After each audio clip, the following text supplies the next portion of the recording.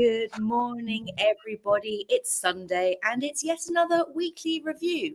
With me this morning, I have got Joe, Brent, and Paul. Good morning to you all. I hope you are well.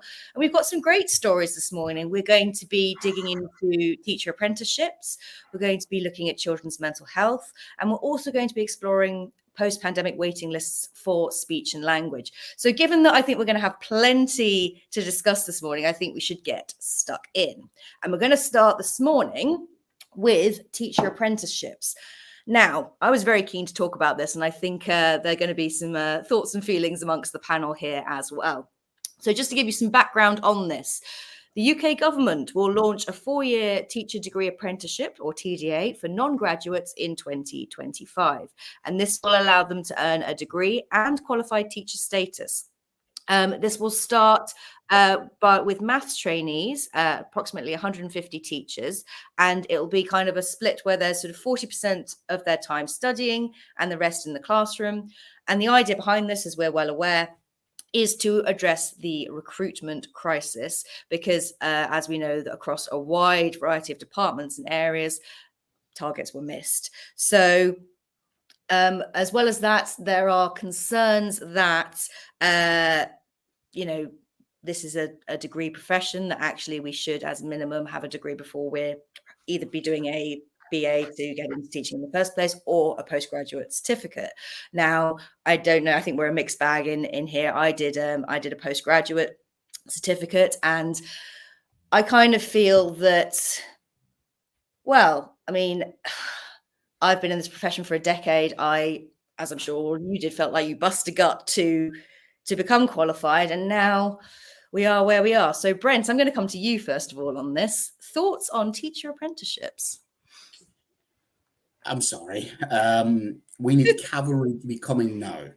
We kind of need, like, we're in the trenches, we're in the front line, we're pretty much about to be wiped out by the opposition, which are usually children, and the parents are writing emails to us at God knows what time.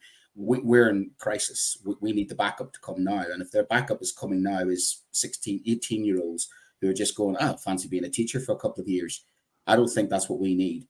They need to be looking at every model they've tried to get teachers in, Teach First, skits, all these have all failed. The government have to look at every model they've tried, and the quality of people coming into the teaching profession. How long do they stay? We need people to stay into the job to invest in the job, to invest in their life. Now, if it's another way to get people into the teaching profession, fine, but it's got to be the good quality people who have got the materials to be teachers. And if they're just trying to find quick and easy ways to fast food teaching, because that's what it is. It's a fast food diet of teaching. Teaching is a really tough profession. It requires quite a lot of academia and pedagogy. We're all people who have qualified as pedagogists. You don't just walk off the street and become a teacher. I'm sorry, that's not good enough. We're trusting these people with our children, the most valuable thing. My children, the most valuable thing to me. And I'm going to trust somebody who's just walked off the street after a couple of weeks, getting a couple of weeks training, and chuck them in the classroom. That's not going to keep them. That's going to actually put these people off. You have to have a rigorous training program before you enter the classroom. Maybe I'm old-fashioned in that sense, but I do like the idea of having an academic in front of the children. I want my children to be taught by an academic who knows their beans. I don't want my children to be taught by somebody who's just going and doing an apprenticeship in teaching. I'm old school and I don't think it's acceptable. And I think the government need to take a long, hard look at themselves about recruiting the right people to teaching, but also retaining the current people in the profession, because there's the other side of the equation. We need many of these people to come in because the fatigue, the burnout rate, the workload, the paying conditions. They want people to stay in this profession, invest in the right people, and treat them correctly, rather than try this fast food method of just try to get as many people in teaching as quick as possible and hope some of them stay. It's ridiculous. It's absolutely ridiculous. And you mentioned pay there. Joe, coming to you. Do you think this is maybe a bit of a controversial question, we've talked a lot about teacher pay over a number of Teachers Talk radio shows, on the weekly review on a regular basis. Do you think this is maybe an excuse or an opportunity to pay even less for teachers? Yeah, I think that's if we look at a profession that's also been in the news this week, there's been an awful lot around doctors and physicians' assistants, that type of concept of bringing people in who can do part of a job for somebody else that they either don't think is significant enough. But lots of people on Twitter talking about the idea of that being an opportunity to pay less. Yeah, you might, to the public be able to, I can see a person quicker, I can see a physician type person quicker. That's great. Your average member of the public is probably just going to think, great, brilliant, there's another person in the classroom in front of my child. I'm not entirely sure that your average human, despite having been through school themselves, really fully understands the rigor that goes through qualifying to be a teacher.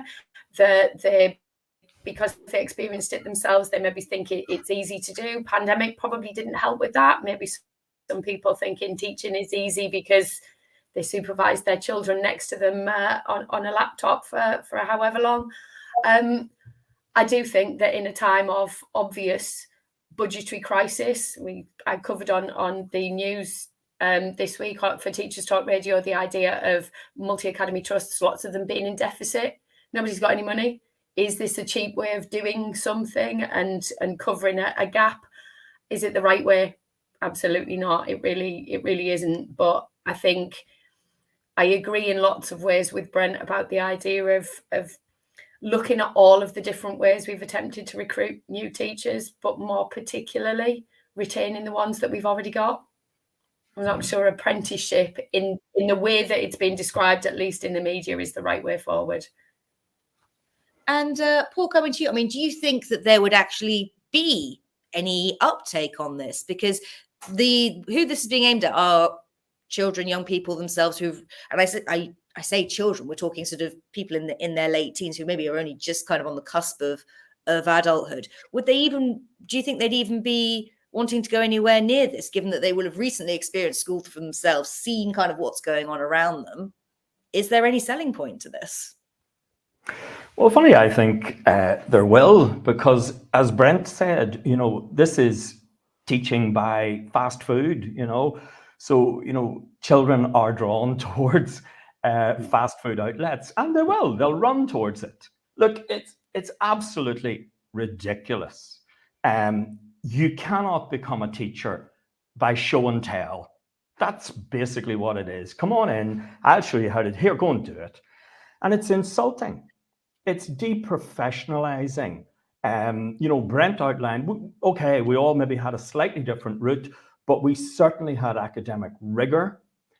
We were tested on that academic rigor, and we all reached a certain benchmark. And we have, skills, abilities, and knowledge that allow us to stand up in front of a class. So morale in what is, a prestigious and, very much an outstanding profession is going to be further damaged. Now, what I would say is, and I mean, Brent gave a kind of a range of things that we should do, and he went through, things that have been tried. Why don't the government look at somewhere like Finland? Now, they'll get a shock, because the first thing they will realize is that to be a teacher in Finland, you need a master's degree. Mm-hmm. Now, Brent and I are from Northern Ireland, and occasionally, the decision makers in Northern Ireland seriously debate making teaching in Northern Ireland a master's entry profession. And I think, we need, well, I don't think the three of us need, I think the decision makers need to take teaching seriously. Yeah. I spoke to a principal on Thursday night in my show, and one of the things we talked about, schools are filled to the rafters with teachers who are intelligent, they're creative, they're dynamic, but this awful cloud of demoralizing, deprofessionalizing just hangs over them. Here's a couple of interesting things. 8,000 people a year apply to be teachers in Finland. Here's another interesting thing. Only 800 of them get in. I think that's very telling. And that's about elevating the status of the profession and the individuals. Here's another very interesting thing. In Finland, 90% of teaching graduates remain in teaching for the entirety of their working lives. Now, wouldn't we love something like that? That would meet, and I mean, be in no doubt, This is gaming the system. The government missed their target by 50%. 50. Imagine if a school missed a target by 50%. This is gaming the system by getting people in off the pavement, give them a half sort of shoddy, and it's not clear. Cambridge University has said it's not clear, the details, the clarity, what's going to happen. Let alone, what teacher wants an apprentice standing at your elbow for 4 years? Really, come on. You need to raise their game here, and they need to take teaching and qualifications and everything much more seriously. And I think that we'll be hearing a lot more about this. I know I say this with a lot of the stories that we cover, but this one I think has really hit a lot of us in a sort of very negative way. And I remember when I first heard it, I was sitting with a friend, and I said, well, only half jokingly, maybe I should just quit right now, because clearly, the blood, sweat, and tears of the last decade means absolutely nothing. And I'm only, I can only talk about the last 10 years. For some of you, it's been, a lot longer than that. And it just feels, if it feels very demeaning for me, I can't imagine kind of what it feels like for those of you who've been in the game a lot longer than I have. So stick around. We will definitely come back to that one at a later date. In a moment, we're going to be talking in a little bit more detail about children's mental health.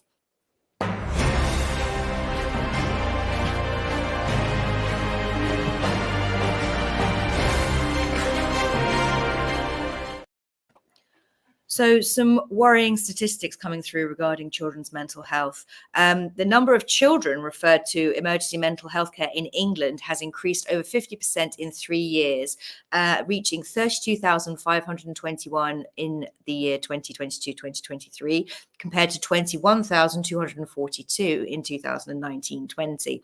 There are lengthy waiting lists for children to be able to see somebody to support them with their mental health. And the Royal College of Psychiatrists is warning that a surge in children reaching crisis point before accessing help may become the new norm if urgent action is not taken.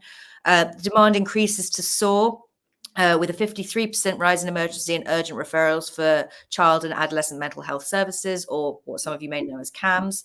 And again, there is call for urgent government action to address this. And this is also very important to talk about because, as Brent pointed out just before the start of the show, it is actually Children's Mental Health Week this week. So, Paul, I'm going to come to you first on this. Just, how do you think we've ended up here? And it's a sort of a very broad question in many senses, but how do you think we've ended up in this crisis situation? Well, I think it's a sign of the times, and it's important to remember that mental health crisis is, it doesn't belong to schools. It's a much, much bigger thing than that. It's also not just isolated to the UK here. It's a global thing, and it's part of the times. It's very much about, what young people are facing. And there's a really a cluster of things that are going wrong with them. I mean, social media is a big problem. Gaming is a big problem. You have children up 4 or 5 in the morning trying to get into school, trying to focus. So the fundamentals are being lost. Those basic pillars of exercise, nutrition, sleep, and so on. So, children naturally, things begin to waver and crack at that point, and anxiety, cries for help through self-harm, children being suicidal, depression, and so on, they begin to emerge. Teachers are on the front line. We meet children every day. It's not our job to deal. We're not therapists, but we can recognize, we can record, and we can report to people. I suppose one of the thoughts I have is, well, what can schools do?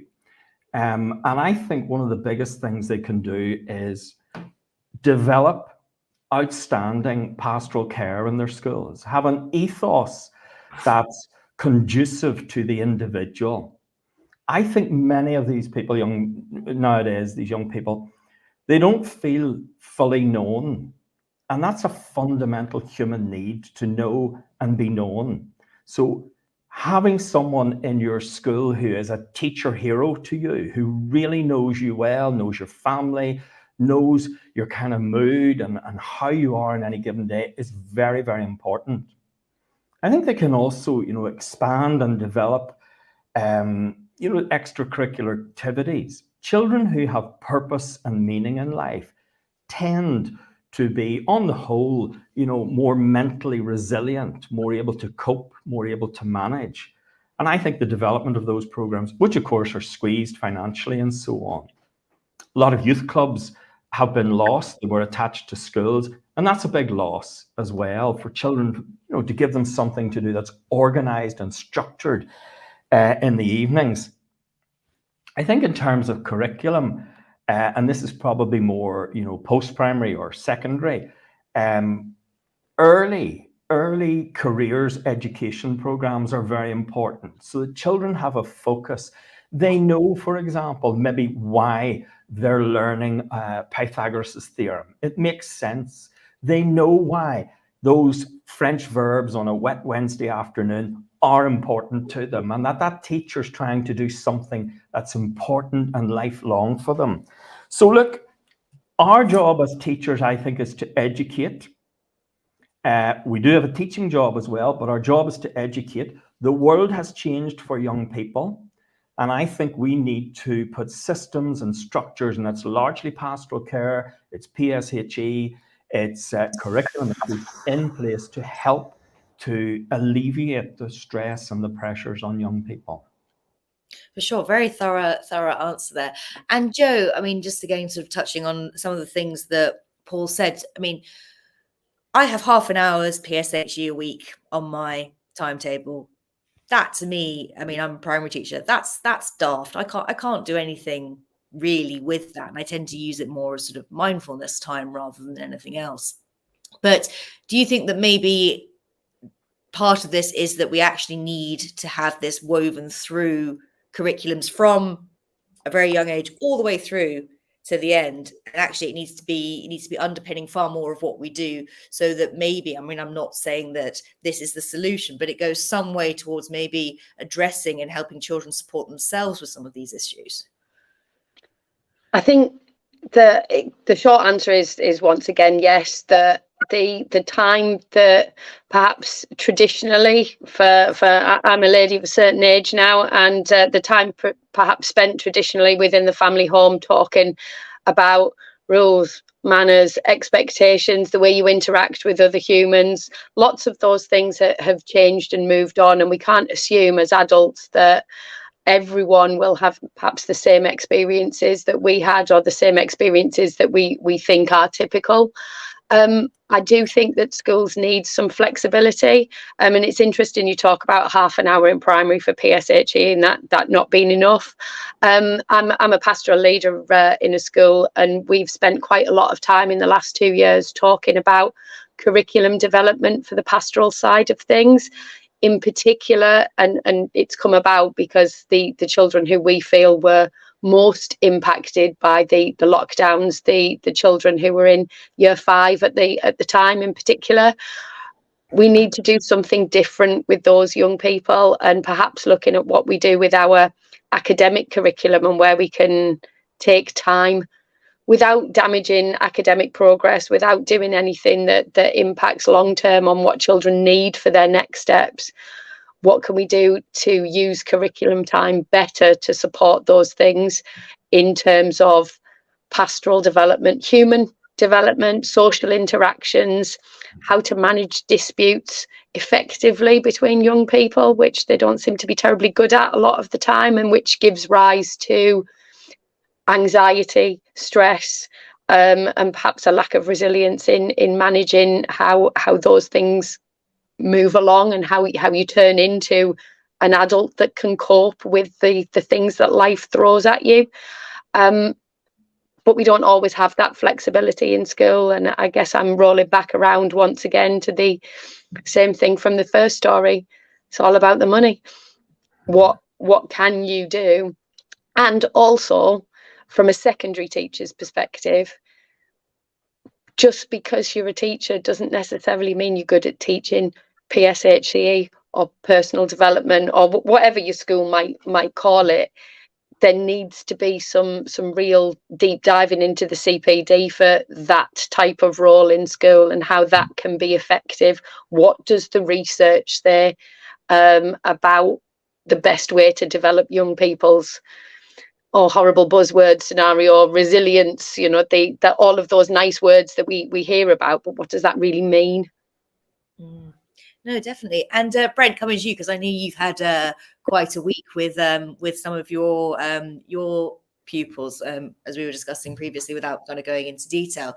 So, I mean, what are your thoughts here in terms of where sort of teacher responsibility begins and ends, and where it doesn't really, because this has always been such a grey area. I think it's kind of, we talk about regularly how many hats we wear as teachers, and of course there is a degree of responsibility on our part, but how much of it do you think is down to us, and how much of it is the fact that the agencies that were mentioned there, CAMS being one, again, are struggling in terms of being able to, well, with funding, with manpower, all the rest of it.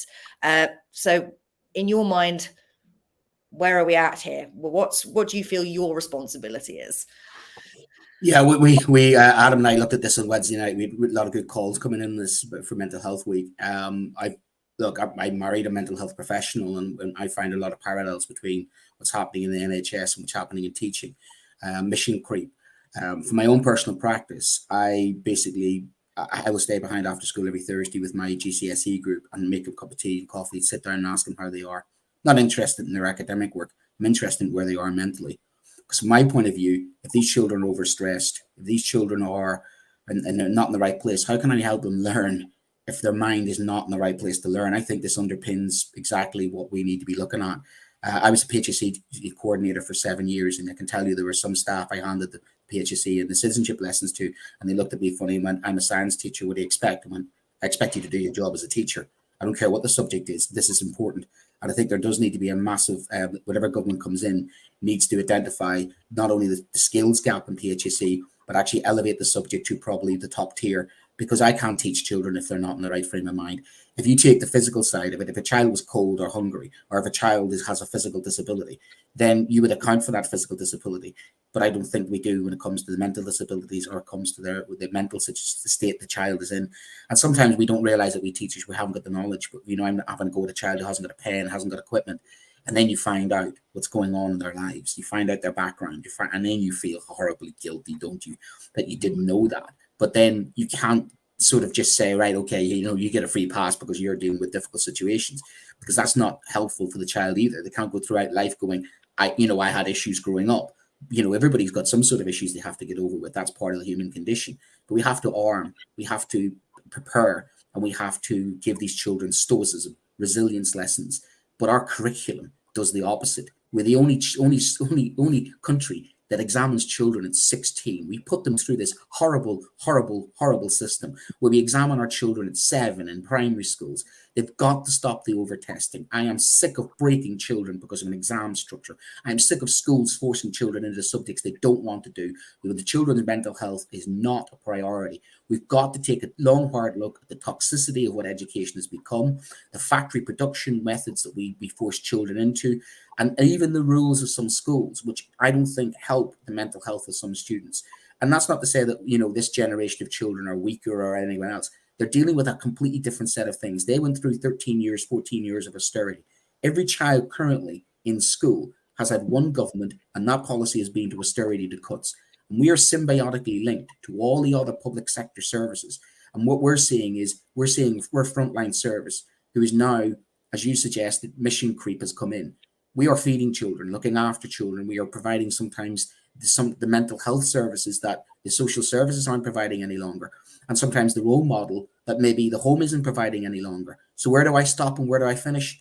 Sometimes we are the people who's doing the most for the children. But that's who we are. That's who we are as teachers. That's the nature of our job. That's the selflessness. That's just why we became teachers. What's really frustrating is that we don't have the resources, the manpower. We don't even get the respect sometimes of some of the parents who are children we're trying to help. They're more likely to criticize us than actually turn around and say, "Gee, thanks for everything you did for my child." Because sometimes the more you do for people, ironically, the more they demand from you, and the less they think of you. So true. Oh, we've just lost you, Brent, because you're but I think we're gonna have to move forward now. But just before I do, just a reminder for you that this show is sponsored by John Catt Educational. I believe we still have our discount available. You can see it there at the bottom of the screen, which is JCTTR2324 for 20% off all books. And do go and have a look through that catalogue. I know when we talk about favorite shows later on, I think there's one in there that we'll talk about that is a John Catt book. So we'll come back to that in a moment. But do go and have a look. The catalogue is wide ranging, and that discount is a nice healthy one for you. So go and check that out. Right. In a moment, we are going to talk about post-pandemic waiting lists for speech and language therapy.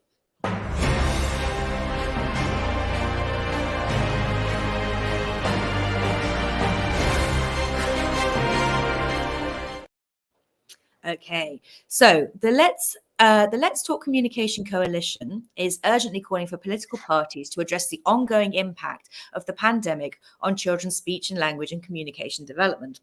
And this is a story that piqued my interest because we were talking amongst ourselves the other day in my school about children who maybe missed out on that early phonics teaching during the pandemic. Although they were doing it online, it was not quite having the same impact as it would have done in person. But recent data from the NHS reveals a surge in the number of children and young people waiting for speech and language in December, and there's a growing demand for intervention. The coalition has highlighted that the critical issue for children and young people that they're now more likely than ever to face challenges in spoken language and communication, underscoring the importance of addressing the issue at a national level. So there's a lot going on here because, once again, we're talking about shortage of manpower, we're talking about waiting lists, we're talking about all these things. And Joe, just coming to you first, just wanted to know your sort of thoughts on this, kind of maybe again how we have ended up here and why this has become such a big problem. I think that ultimately Brent raises a good point around austerity, cuts to services, and the services have been cut everywhere. The pandemic had a huge impact, not, I think, necessarily just on services, but also, as we came back to, about children's mental health, normal human interactions, the interactions that young children in particular, may or may not have been having in the family home during those times. The communication skills. I have two young nephews, and their language development is an endless source of fascination to a secondary trained teacher who hasn't really sort of paid attention to those things. I watched the interaction amongst my family with a 2.5-year-old, and the development of his language is huge.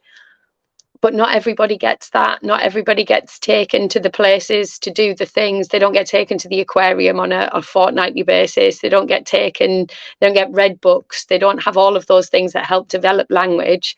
And where there is a disconnect between that speech and language development, it automatically leads on to a communication problem. And if we don't do something to address those things early enough, there's going to be more of a problem. I follow quite a few speech and language teachers and support staff on Twitter, and I see the endless work that they are doing in the early stages to try and mean a referral isn't strictly necessary, that maybe there's something that primary schools and some secondary schools buy in. But it's time. It's what are you taking children out of to develop those things, and it's cost. Yeah, it seems to be a running theme today. Sorry, just moving on from that. Paul, in 1 minute, can you summarize your thoughts on this? Bonus points if you can do it inside of a minute. Well, I'll struggle to do it in a minute. This is as big a crisis as the mental health crisis. It's harder to see. You know, what did children lose out on? They lost out on routines, getting up in the morning, conversation, talk about breakfast, meeting the patrol lady on the way to school, dealing with a range of adults, a stimulating, bright environment that really fired their language and their interest in talking. They missed out on speaking to their peers, okay? Bernstein tells us that, you know, it's the most disadvantaged who will be, you know, really vulnerable here, okay? Michael Quigley tells us that the vocabulary gap is growing vastly. Okay. Now, literacy, it really grows, floats on the sea of talk. That's what kind of is then the core and the center for so much else. You know, Brent, you teach history. It's a very literary subject, as is nearly everything else, you know. And look, talking and listening, another metaphor for me, very much the Cinderella, the girl in the back who doesn't get the notice. She needs to get out of the ashes. She needs to be the belle of the ball. She needs to be front and center to try and be, you know, and I'm really mixing my metaphors here, the tide that raises all the boats, you know. What do we need to do? 3 big things. And, you know, in Northern Ireland, you know, we're not bad at it. We need an evidence-based, research-led program for teachers, because we need to know the best, fastest ways to do that now. They need support. That can be done with brilliant webinars. And I have to say, the speech and language therapists, and it's the Royal Society here in Northern Ireland, they have some magnificent resources, and they can be accessed. Oh, Paul, we've had to pause you there. Sorry, out of time. Brent, I'm going to see if you can do this in 30 seconds. Just and I'm going to be timing you, I'm afraid. So just any final points you'd like to add to this? Yeah, very quickly. The 30 million words. The research shows that, you know, children from less affluent backgrounds don't have the 30 million word gap between those with affluent backgrounds. It underpins exactly the lack of social mobility we're seeing. We're going to see a huge crisis in the future of people with the likes of AI, where they don't have the critical thinking skills because they don't have the confidence. And when I get them in secondary school, it's already too late. It's got to go early years. It's got to be reading, and it's got to close the gap. But it's got to happen outside school, and it's got to be a reversion of those, exactly what Joe's saying, all of those cutbacks, because we can only do so much catch up. We can only do so much as teachers when society and equally the government isn't helping us out. So that damage seems to be done before the children get to us, which means the damage needs to be repaired before they even get to us as well. And looking at all of those things that government need to do in the earliest years possible. Prevention is better than the cure in many aspects. So don't buy into the COVID argument. I think that just accentuated things. Fantastic. Okay, so I mean, as always, we have talked ourselves, and we've got very talkative people on this panel today, which I absolutely love. But it does mean that we've almost talked too much. So to wrap up today's show, what we're going to do in a moment is discuss our shows of the week.